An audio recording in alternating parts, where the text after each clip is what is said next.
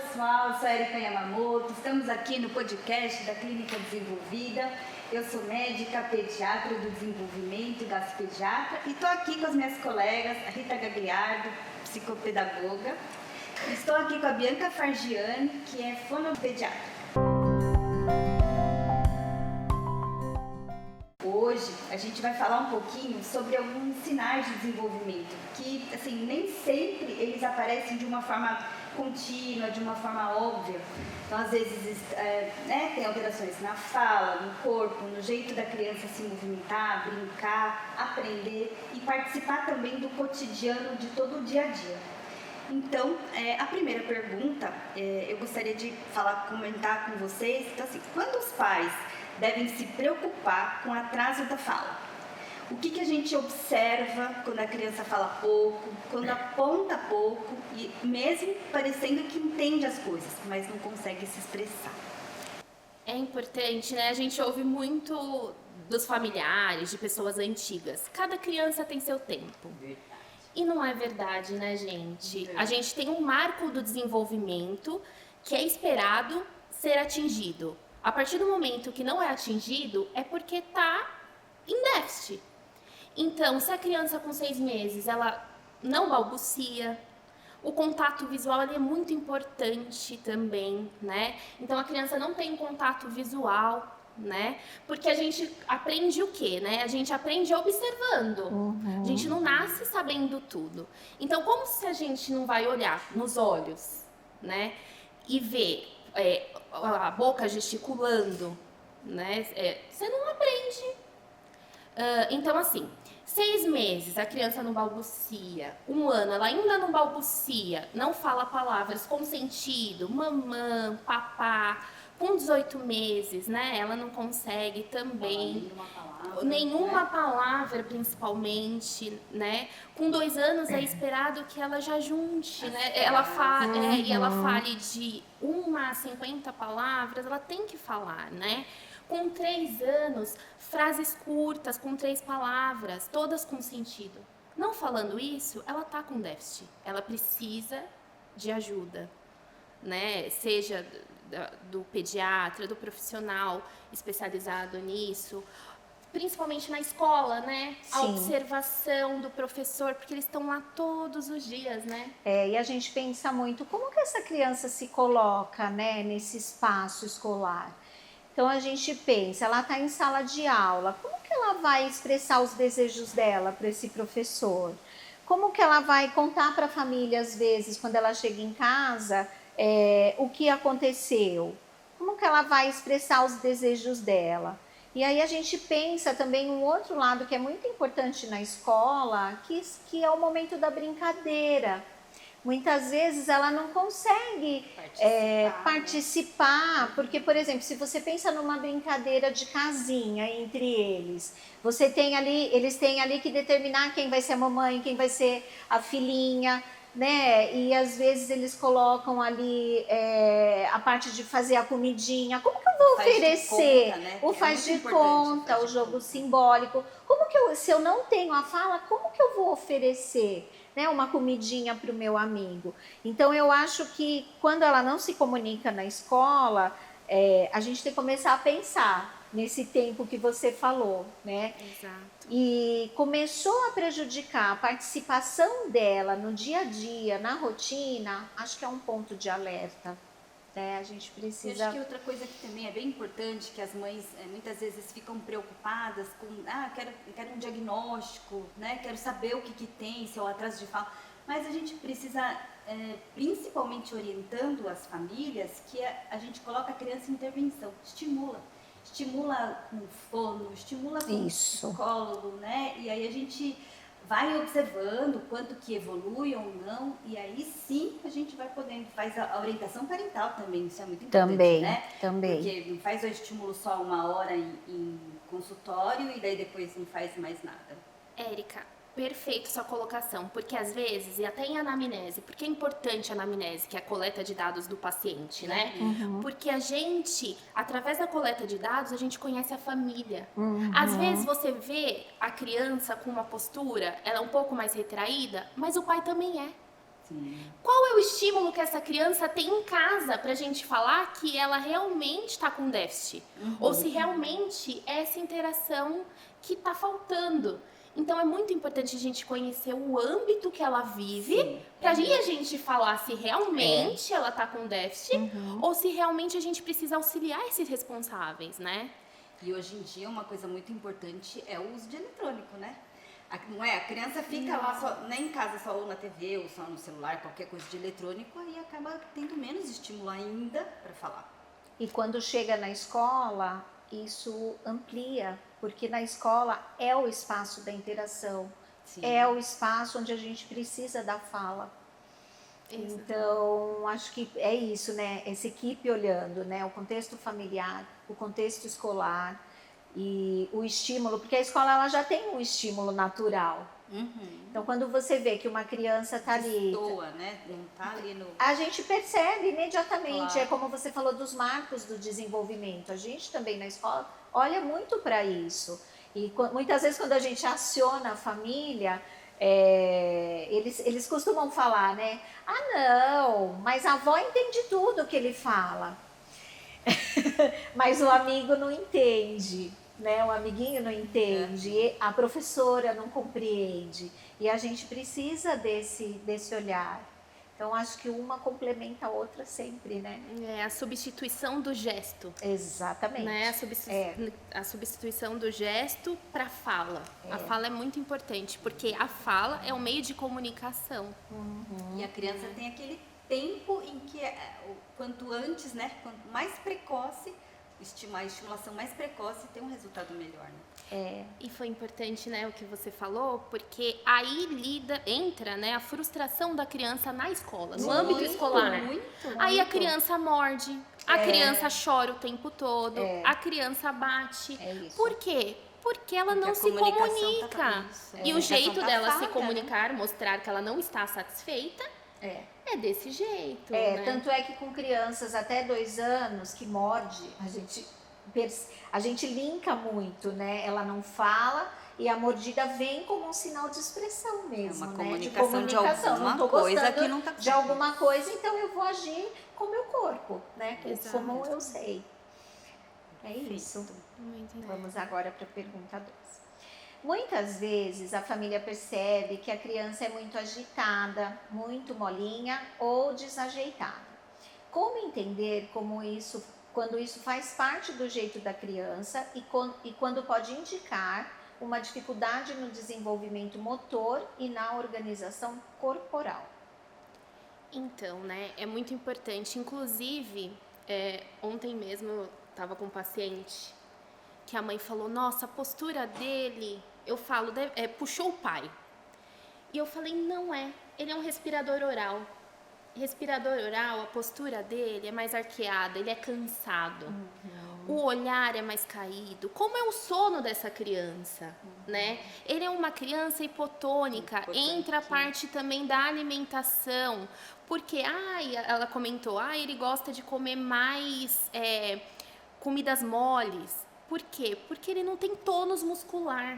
Né? Até brinquei, a gente vai uma vez no mês na academia, a gente vai virar Graciane Barbosa? Não vai. Então, como que a criança que come só uma textura, ela vai fortificar, né, a musculatura da face? Não tem como. Então, tá totalmente interligada, né, a parte do se comunicar, né? Primeiro, é o olhar. A criança, quando nasce, né, o choro, depois o olhar, né, que ela vai mostrando, depois o apontar e depois começa o balbucio, a fala e vem a comunicação de outras formas. Mas o apontar, quando tem significado, ele é eficiente, ele é um meio de comunicação. Então, tá tudo interligado, é um desenvolvimento global, né, a parte do corpo, né, a parte da fala. E na escola a gente pensa muito nessa organização corporal da criança, porque eu preciso ter uma postura de estudante para conseguir escrever, primeiro. Depois eu preciso pensar, né? A gente fala muito na dificuldade na realização das atividades também. Então, eu tenho dificuldade, eu vejo ali, tô com dificuldade para recortar, dificuldade, né, para colar, a pega do lápis. O motor fino, né? Exatamente, o motor fino. Eu tenho dificuldade também no meu movimento da escrita, né, na organização, de entender a organização dessa escrita, né? Eu começo da esquerda para a direita, quando eu termino uma linha, eu vou para a linha de baixo, tudo isso está ligado com essa organização corporal, né? E aí eu acho que isso não é só, a gente não pode falar que é só o jeito da criança, né? Porque tem muita justificativa. Sim. Ah, é o jeito dele, ele escreve assim. Muitas vezes a gente pega a criança que vira o caderno. Verdade. Né, para escrever. Sim. E aí quando ela vira o caderno, quando ela movimenta o caderno, ela movimenta o corpo também. Então você vê ali que a organização corporal dela não está adequada, né? Então isso não é só um jeitinho da criança, já tem alguma coisa apontando que a gente precisa realmente olhar, né? Muitas vezes, assim, a gente tem dificuldade com as famílias, assim, né? Muito. No sentido de orientar e achar que, isso, né? Eu fazia assim, não sei quem fazia assado, assim. Tem muita... Sem pensar que, né, tipo, vai evoluindo o tempo e aí a gente tem coisas mais modernas, coisas que a gente pode evitar, coisas que a gente pode corrigir, tudo. E as pessoas têm muito isso, né? Eu vejo muito essa negação, principalmente nessa coisa que você tá falando de...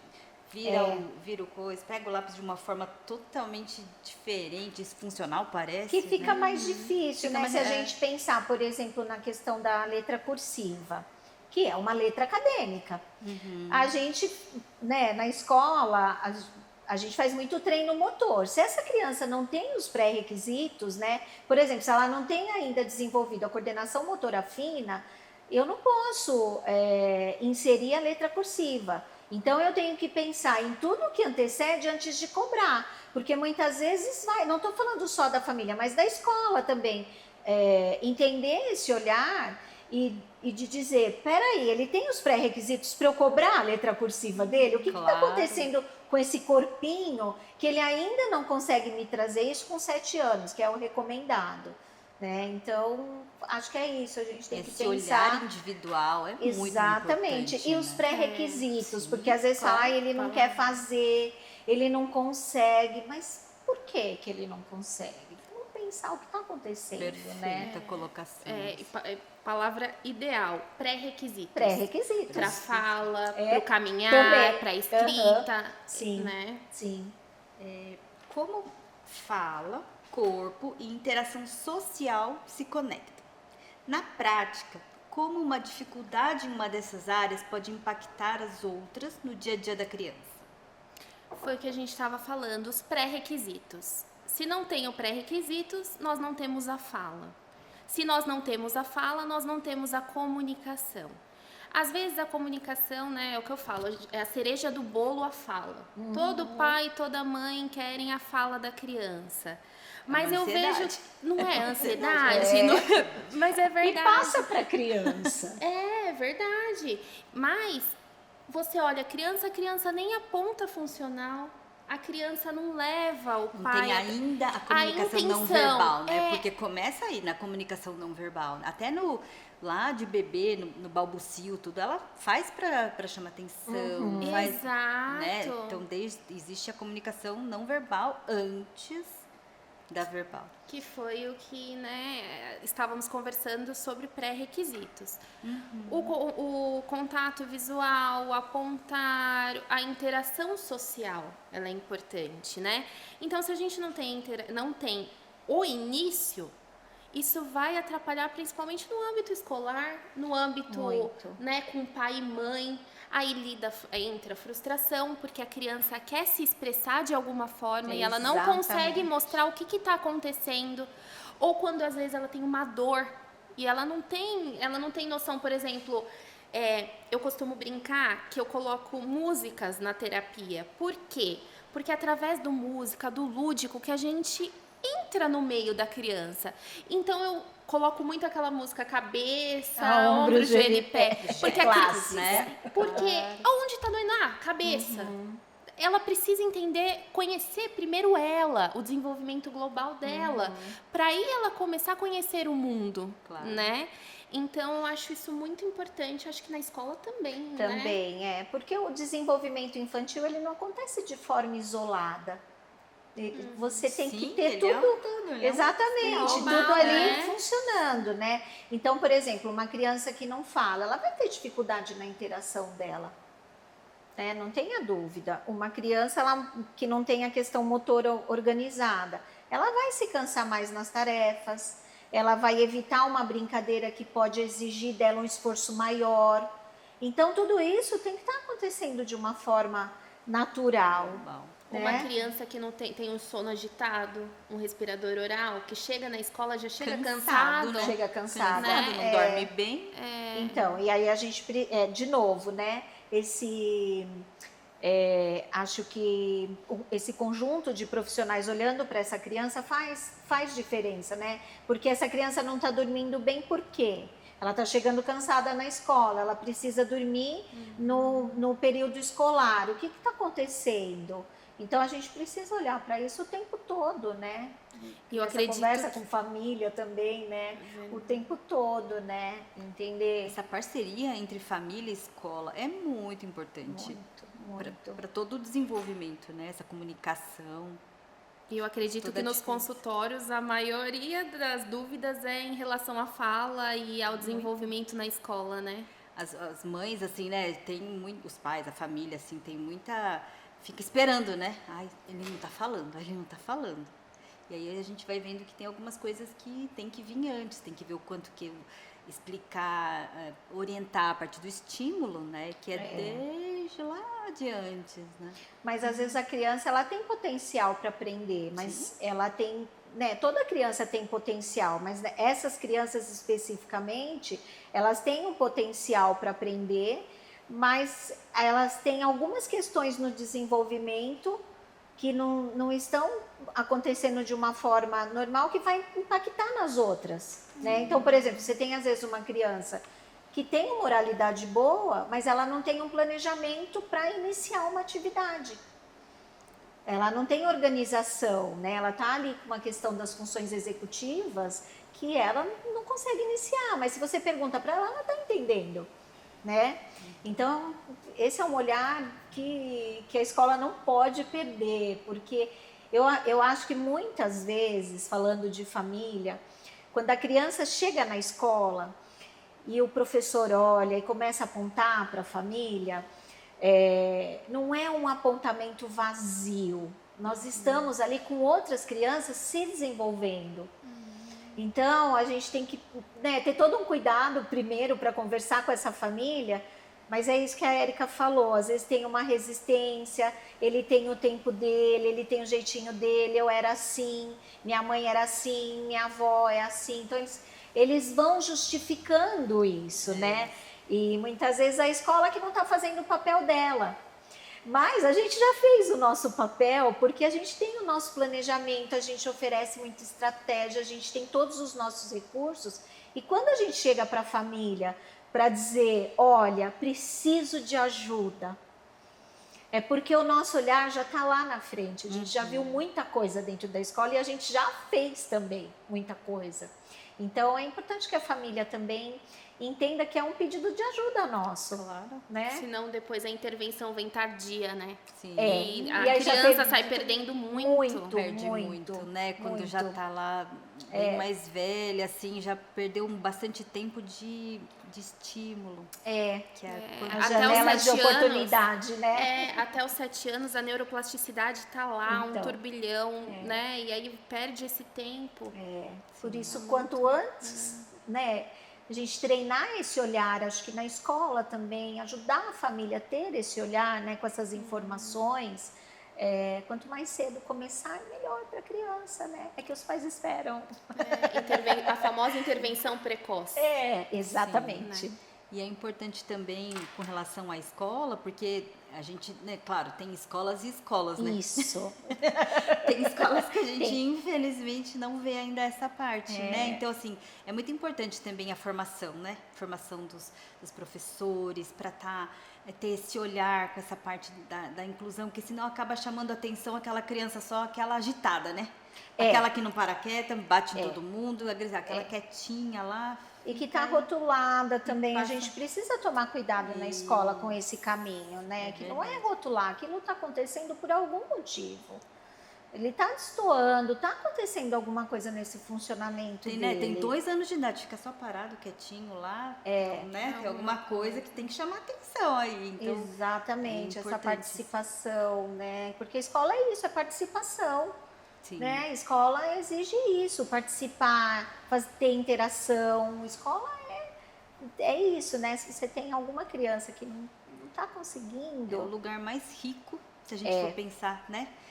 Para explorar essa parte da interação, da comunicação, que a criança tá lá e as crianças da mesma idade tem tudo, assim, é muito rico, é o mais rico que tem. e o próprio ambiente, ele Então- já traz esse aprendizado. O ambiente, ele é um educador também, né? Sim, Por mais que claro. você não tenha interferência de um professor, de uma coordenadora, uma orientadora, a criança, ela já está aprendendo, ela tem que interagir com o outro. Ei, você sentou no meu lugar, Sim, né? Você pegou meu lanche, não é? que é diferente de lidar só com adultos, né? Exata- Às vezes, Porque o adulto, principalmente pai, avó, a avó, os avós, né?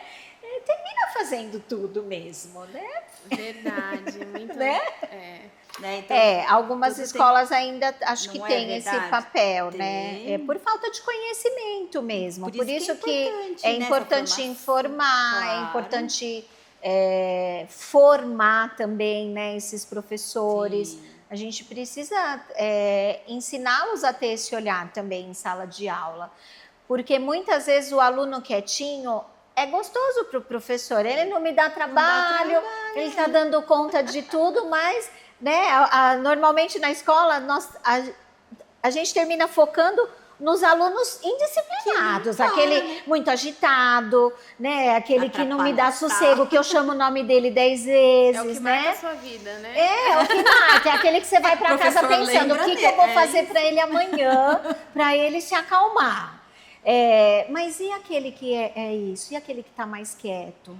E aquele que está mais na média? E aquele que não se comunica, não consegue interagir? O que está acontecendo com ele, né? Então, a gente precisa tentar entender isso também, né? Um olhar para todos, não é só para esse mais agitado, que esse termina chamando mais a nossa atenção mesmo. Sim, a família ser receptiva, né? Muito. Porque às vezes, né, eu brinco, né, processo de luto. Às vezes você fala alguma coisa, a família, ela se resguarda. Ou ela tira da escola. Ou tira da escola. Acontece. Ou ela isso, tira né? da escola. E aí ela vai encontrar os mesmos problemas. Se for uma escola que tem a mesma linha de pensamento, que siga com essa mesma abordagem, ela vai se deparar com o mesmo problema. E infelizmente, se essa criança tiver realmente algum diagnóstico, vai lá pra frente, né? Vai. Esse que é, assim, né, o mais difícil. Ou uma coisa que eu observo também, muitas vezes fica patinando nesse diagnóstico. É o que eu sempre falo, o diagnóstico ele não vai fazer com que a escola faça alguma coisa. Pelo contrário, a gente já vai começar a fazer quando a gente percebe que tem alguma coisa acontecendo. Mas eu acho que o diagnóstico ele traz um norte para a gente, né? E para a família também. E muitas vezes o que eu vejo acontecendo vai para a família fica, eu vou ficar com a psicóloga que eu já conheço e tudo bem. E muitas vezes a psicóloga também não tem esse olhar, que era o que a gente estava falando, né, de uma fono, com esse olhar mais de leitura escrita, mais pedagógico, da comunicação também. E fica às vezes, fala já, né, já aconteceu, ele está com 7 anos, então ele está falando uma frase só, para mim já está ótimo, né? E às vezes a gente não... 7 anos. Hã? Eu já pensou 7 anos. Então, e aí já teve muitas perdas, e aí o que acontece é isso, fica, às vezes, muitos anos tentando justificar. né? Olha, eu atendi uma criança recente, 3 anos, uns 3 anos e 9 meses mais ou menos, e a criança não fala. Aí a mãe traz pra mim e fala, então, eu fui conversar lá na escola e a professora falou que tá tudo bem, que na sala dela todas as crianças estão assim. Eu falei, Nossa, tem alguma coisa tem. errada. Né? Não é saída, então eu não sei se a escola realmente falou isso para tranquilizar a mãe, se a mãe está em alguma negação. Falei, não, precisa ter aí um estímulo, passar na fono, no psicólogo, tudo, para que vá ver na escola como é que tá, porque com essa idade, então sempre tem muitas objeções, né, assim, acontece com frequência isso. E muitas vezes a escola também não quer comprar essa briga com a família. Mas a gente tem que ser transparente com a família, tem que Claro. dizer. Pode até ter uma outra criança que fala, mas todas as crianças da sala, nessa idade ninguém fala. É estranho, né? Então, assim, acho que a mãe que é... E muitas vezes o diagnóstico vem da escola, né? Vem desse primeiro olhar da escola, porque a família realmente às vezes não quer olhar, a gente sabe. Né? Ou até porque tem crianças que ficam período integral. Ah, nossa, isso muitas também. crianças, às vezes o pai e a mãe chegam cansados, colocam tela, né? Vão fazer as coisas que tem para fazer, aí já coloca a criança, dá comida rápido, coloca a criança para dormir. Então, qual é o tempo de qualidade que essa família tem com essa criança? E aí, né, a gente fala, o cotidiano vai consumindo a gente, né? E você não repara no déficit do seu filho, às vezes não é nem intencional, né? Claro. Ou então pais de primeira viagem que não tem parâmetro, né? Acha que É, ainda mais sempre tem alguém que fala, você também era assim, não sei quem também era assim, né? É isso. Tudo bem, normal, é esperto. E vai deixando passar. Então, por isso que a orientação parental é muito importante também. E isso que você Como falou estimular. de ficar muito tempo, a gente entende hoje a vida, né, das famílias. Claro. Mas muitas vezes, quando a gente chama essa família e fala para ela fala, mas ele não é assim. Mas muitas vezes ela não tem o tempo para conhecer esse filho, Isso também. essa criança. né? Eu não tenho parâmetro, né? Tem do esse que é parâmetro do que é esperado para essa idade, né? verdade. E por isso a importância do trabalho multidisciplinar, Sim. da pediatria, da fono, da psicologia, principalmente da escola, porque a gente faz um acompanhamento, né? Dependendo da demanda do paciente, mas a escola tá todos os dias. E muito né? tempo. E muito tempo. E com o olhar de muitos profissionais lá dentro. É claro que a gente tem um olhar pedagógico, mas hoje em dia os professores, os profissionais da educação, eles também têm buscado muito essa atualização, porque a nossa realidade em sala mudou. Sim. Mudou. Então, hoje eu tenho 4 alunos da educação inclusiva dentro de uma sala, 3. O que eu faço com isso? Então... Se a gente pensar que agora, né, nessa última que saiu, a cada 31 pessoas tem um que é do espectro. Pelo menos, né, um por sala. Então, assim, tem que ter um olhar mesmo mais minucioso. E hoje a realidade, todas as salas têm aluno da educação inclusiva. Todas. Há 5 anos atrás, você não tinha esse cenário. Você tinha, tem 1, 2, 3 alunos na escola toda. Hoje você tem uma dimensão. Quantos você tem na sala, né? Eu tenho 30 alunos, mas eu tenho 2 alunos, né, neurodivergente. E que bom seria se lá na nossa, né, Formação. nossa formação tivéssemos essa base, porque antes de eu ser fono, eu fiz pedagogia. Não tinha. E na teoria é tudo tão lindo, gente. Aí você vai na prática, você fala, pelo amor de Deus, não sei nada. Porque na prática é aquilo, né? Que foi o que você falou, na escola que a criança aprende a conviver com crianças da mesma idade. Sim. É a primeira vez que ela entra em sociedade. É a segunda. A primeira é em casa, né? E a segunda a gente fala realmente é a escola. E aí a gente na escola nós temos parâmetro. Sim. Então quando a gente aponta, realmente é porque está acontecendo alguma coisa que não tá igual aos outros, né? Perfeito. Bom, aqui é uma pergunta, né? No consultório, quais sinais mais passam despercebidos pelas famílias quando o assunto é desenvolvimento? Aqueles sinais que os pais costumam ver todo dia, mas não imaginam que merecem atenção. Com essa parte da comunicação, então, muitas vezes as mães falam assim, o que ele faz quando ele quer alguma coisa? Ele me puxa pela mão e mostra lá onde é que tá. Ele é esperto, ele sabe onde é que tá e ele me leva lá para mostrar. Ou então, ele quer pegar alguma coisa, não, ele leva o banquinho e sobe e pega. Mas o que é o mais comum, teoricamente, da criança? A criança solicita, né? O tempo todo. A gente, quando tem filho pequeno, fica mamãe, é o tempo todo. É para mostrar alguma coisa, é para nem que seja, para chamar sua atenção para qualquer coisa. E isso destoa um pouco. Tem algumas famílias assim que acabam vendo isso como, nossa, que bom que ele faz assim, mas isso já é um sinal de que a comunicação tá muito para a idade, não é? Na escola a gente costuma muito enxergar isso nas atividades dirigidas, nas atividades que são ali onde o aluno tem que ter essa autonomia para fazer. Então, por exemplo, a gente pega um aluno que fala que ele tem dificuldade para iniciar as tarefas, é aquele aluno que fala, eu não sei fazer. É aquele aluno que tem dificuldade para seguir as instruções, então o professor está falando, ele precisa anotar alguma coisa, mas ele não consegue fazer isso. Precisa de um comando direto, né? Ele precisa de um comando direto e ele precisa... Quando esse aluno começa a precisar de muita ajuda individualizada, aí acende um pontinho para a gente, né? E a gente tem que ver em casa, eu costumo falar, né? Principalmente a anamnese, eu sou muito observadora. Eu gosto que os pais tragam os filhos, porque eu tô observando os pais e os filhos. E às vezes eu vejo, por exemplo, a criança tá com um brinquedo, joga no chão, o pai já vai pegar, a mãe vai pegar. A criança nem pediu. Então o pai faz pelo filho, né? Os responsáveis fazem pelo filho. Deixa tudo muito baixo, né? Fácil acesso. A criança não precisa pedir. Ela consegue pegar sozinha.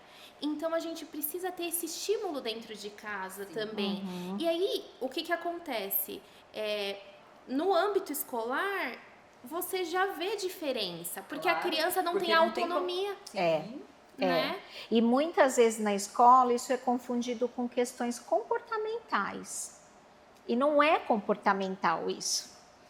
Quando a gente chama o pai, a gente foca nisso, fala, não é questão comportamental, é uma questão realmente dessa organização cognitiva dele, ele não tem essa organização.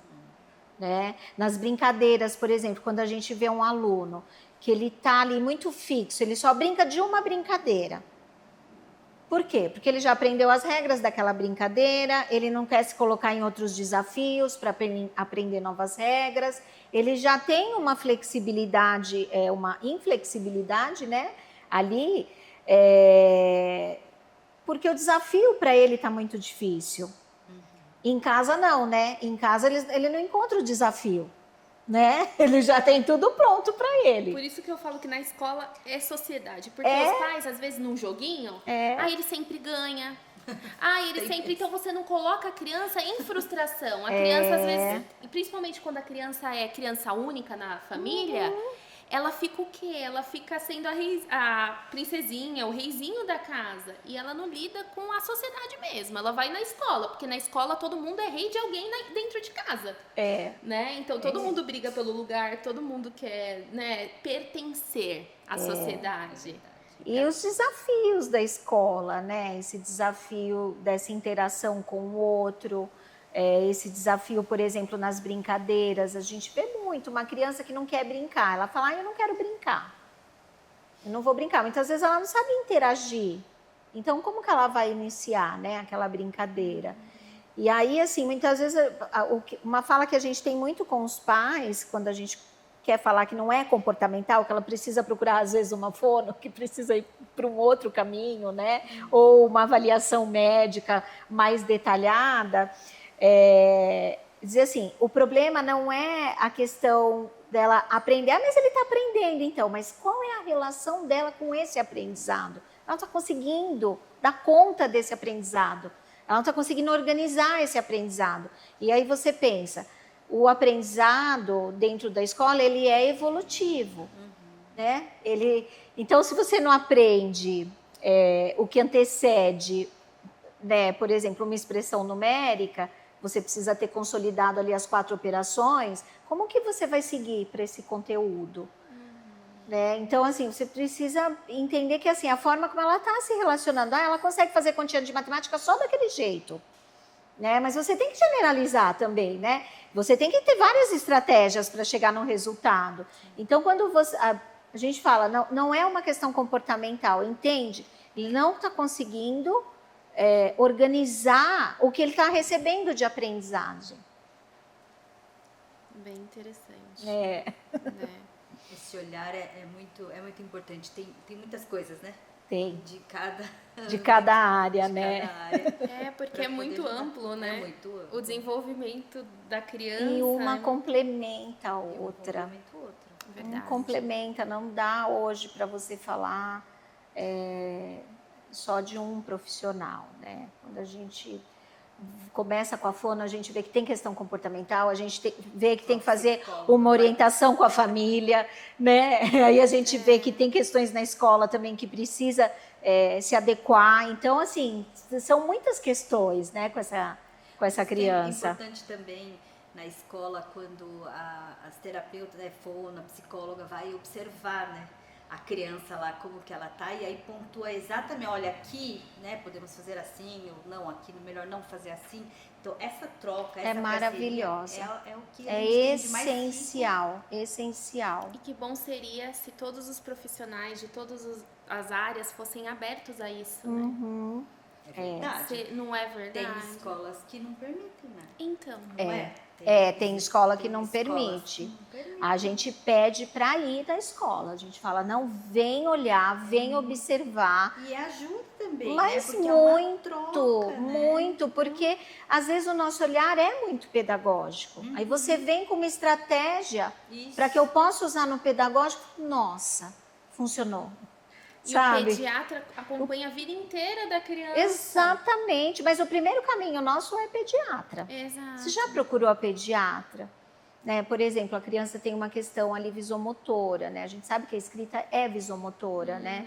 Você foi no oftalmo, você perguntou para o pediatra, Desde né? do básico, É do tá básico, escutando, a gente né? vai eliminando. Verdade. Mas entende que a escola tem um limite também? Claro. Por isso que a gente tem que ampliar para outros Acho que todos os profissionais também, né? Por exemplo, também. eu preciso ir na escola. Se a escola barra, eu não consigo, eu só consigo ir até aqui. O pediatra, se a mãe não está aberta ao diagnóstico, o pediatra consegue ir até aqui. Então, tudo é limítrofe para o desenvolvimento. E quem perde é a criança. A gente é o vê pior, muito né? isso.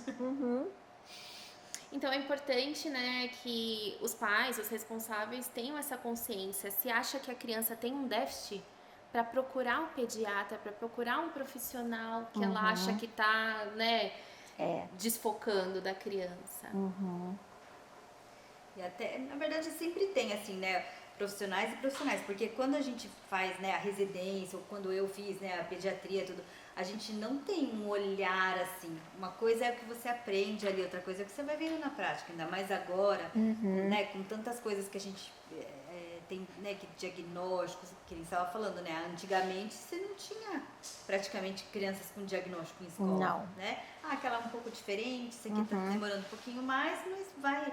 O sofrimento de quem sofre é a criança. Então, o sofrimento da criança é que vai perpetuando, né? Tem criança que passou a vida toda naquela dificuldade de aprender, de ser criança, e chega lá na vida adulta e descobre. Tem TDAH, tem alguma outra coisa que dificultou a vida toda e a gente poderia ter tido intervenção logo antes. Então, Vou falar de um caso pessoal. Eu sou TDAH diagnosticada há 9 anos.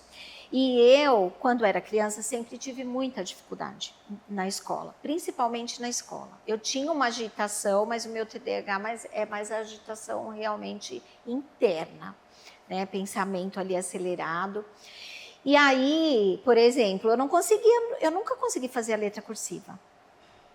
E aí minha mãe ficava super brava, meu pai também, eu era super cobrada na escola. E assim, rasgava às vezes a folha do caderno de tanto apagar, porque não conseguia fazer, tinha muito espelhamento. E aí fiz pedagogia, e quando a gente faz pedagogia, não tem inclusão. Eu tive, acho que, um módulo muito pequeno de inclusão. Claro, sou formada há muitos anos. E depois eu fui fazer psicopedagogia. E numa aula de uma professora falando sobre... ela é fono e ela estava fazendo uma aula sobre neurociência.